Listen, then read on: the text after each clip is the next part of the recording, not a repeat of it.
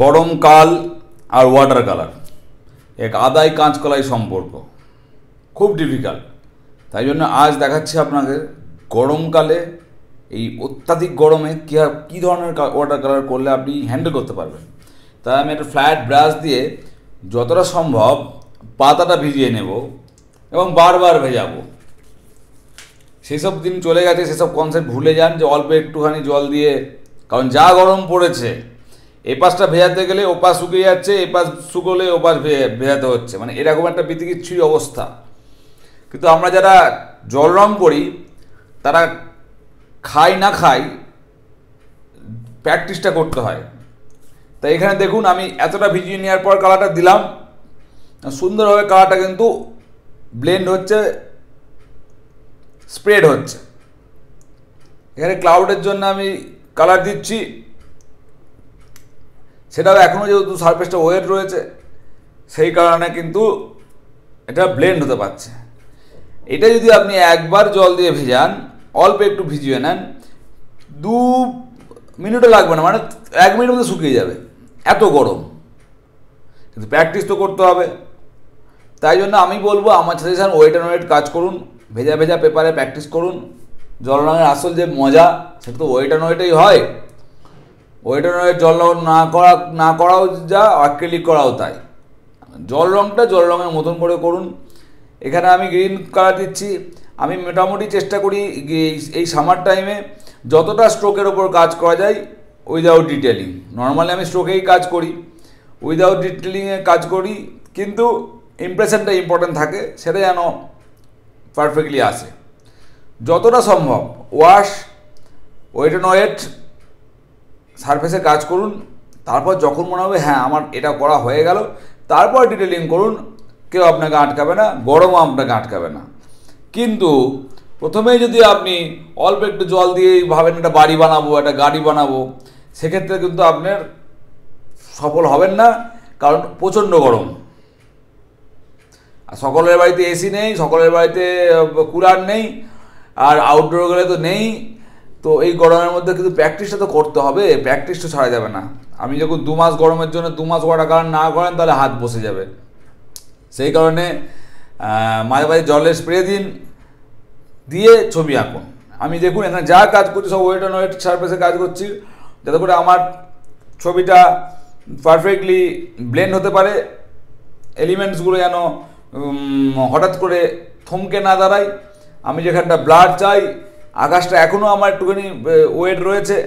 আমি যেহেতু আপনারা দেখেছেন আমি অনেকটা জল দিয়েছি, আমি একটুখানি জল দিয়ে কাজ করিনি, অনেকটা জল দেওয়ার পরেই আমি এতটা কাজ করতে পেরেছি। এবং সেটা যদি একবার জল দিতাম সেক্ষেত্রে কিন্তু সঙ্গে সঙ্গে ওটা ড্রাই হয়ে যায়। এবং পেন্টিংটা শেষ পর্যন্ত দেখলে বুঝতে পারবেন পেন্টিংটা কী সুন্দর একটা এফেক্ট দেবে, যেটার জন্য এত খাটাখাটনি। আপনারা দেখতে থাকুন। আমি এখন কিছু রং বানিয়ে নিচ্ছি, কারণ আমি কোনো স্পিড আপ বা এডিটিং কিছু করি না, জানেন আপনারা, কারণ ওইভাবে আঁকা শেখানো যায় না। ওগুলো দিয়ে ভিডিও বানানো যায় কিন্তু আঁকা শেখানো যায় না, আঁকা দেখানো যায় না। এখন চারিদিকে এই ভিডিও এডিটিংয়ের সময়, কে কত এডিটিং করতে পারে, কে কত ফাস্ট ফরওয়ার্ড স্লোমো এসব করতে পারে, কিন্তু আঁকা শেখানো আমাদের ছোটোবেলাতেও এডিটিং ছিল না, আর্ট কলেজেও কোনোদিন এডিটিং করে স্যাররা দেখান না, যেটা দেখানো হয় চোখের সামনে। এখানে আমি এখন ড্রাই হয়ে গেছে সারফেস, আমি এই ড্রাই সারফেসে এবং আমি এবার ছোটো ছোটো কাজগুলো করব, কারণ এখানে আমার ড্রাই দরকার, এখানে আমার ব্লেন্ড দরকার নেই। আর এখানে যদি আমি আবার ব্লেন্ড করি সেক্ষেত্রে মুশকিল হয়ে যাবে। সেই কারণে আমার যেহেতু এখানে ড্রাই দরকার। আর দেখুন কোনো এডিটিং নেই, দেখুন ঠিক কীভাবে 4 মিনিটের মধ্যে পাতা শুকিয়ে কাঠ হয়ে গেছে। 4 মিনিটও সময় নেয়নি, 4 মিনিটের মধ্যে পাতা শুকিয়ে কাঠ হয়ে গেছে। আমি এখানে রং দিচ্ছি, সঙ্গে সঙ্গে থেমে যাচ্ছে রং। অতএব আপনাদের গরমকালে এই একটা ব্যাপারে খুব বেশি টেক কেয়ার করতে হবে যে রং বানাতে বানাতে যেন পেপার না শুকিয়ে যায়, তাহলে কিন্তু আপনি যে এফেক্টটা চাইছেন সেটা পাবেন না। দরকার হলে বারবার জল দিন পেপারের ওপর, পেপারটাকে ভেজার ময়েস্ট রাখার চেষ্টা করুন। ময়েশ্চারাইজ করলে পরে পেপারটা সফট থাকবে, কাজটা ভালো হবে। শীতকাল বা বর্ষাকালে যেটা হয় না, বিশেষ করে বর্ষাকালে তো ওয়াটার কালার খুবই ভালো হয়, কারণ অনেক স্লো ড্রাই হয়। তো সেই কারণে ওয়াটার কালার এফেক্টটা বর্ষাকালে খুব ভালো হয়। জলের সঙ্গে একটা ওয়াটার কালারের তো সম্পর্ক রয়েছেই। মেঘলা দিন, বর্ষাকাল, বাইরে ঝিপঝিপ করে বৃষ্টি পড়ছে, কিন্তু এখন সে বৃষ্টির কথা ভাবলেই তো চোখে জল চলে আসছে যে কবে বৃষ্টি হবে। আপনারা ওয়েস্ট বেঙ্গলে আছেন, তার থেকে ডবল গরম হায়দ্রাবাদ। সবাই জানে যে সাউথ ইন্ডিয়ায় হায়দ্রাবাদ সিটি কতটা গরম, এখানে ঘাম তো হয় না, তার থেকে অনেক বেশি অস্বস্তিকর, নাক জ্বলা, চোখ জ্বলা একটা গরম, যতটা সারা যায় বা বাড়ির মধ্যে। কিন্তু অফিস করা, আউটডোর করা এসবের জন্য রাস্তায় বেরোতেই হয় আমাদের। তো আপনারা সকলে সাবধানে থাকুন। আই হোপ 2-1 দিনের মধ্যেই প্রচণ্ড বৃষ্টি হবে এবং ঠান্ডা হবে। আমি সবুজের ছবি বেশি আঁকি, গাছের ছবি বেশি আঁকি, কারণ গাছ আঁকলেও যেন মনে হয় প্রকৃতি ঠান্ডা হয়ে গেল। এখানেও সবুজের ছবি এঁকেছি, কি সুন্দর ছোট ছোট গাছগুলো আমি করলাম। এবং প্রথমে ওয়েট সারফেসে কাজ করার পর আমি ড্রাই সারফেসে কাজ করছি এখন। পুরোটাই আমার প্র্যাকটিস এর জন্য সম্ভব হয় এগুলো, কিন্তু প্রথম দিকে এগুলো করতে এবার একটু ডিফিকাল্ট মনে হয়, কিন্তু আস্তে আস্তে আস্তে আস্তে যখন আপনি পাতার ভাষা বুঝবেন, জল নিয়ে খেলতে খেলতে জলের কথা বুঝতে পারবেন যে কতটা জল, কতটা রং, এগুলো আস্তে আস্তে আস্তে ইজি হয়ে যাবে। আমার ভিডিওটা পুরোপুরি দেখবেন, শেয়ার করবেন, কমেন্ট করবেন। আপনাদের কাছে অনুরোধ, শেয়ার কমেন্ট করলে আমার ভিডিও করার ইন্টারেস্টটা বাড়ে। নাহলে গতানুগতিকভাবে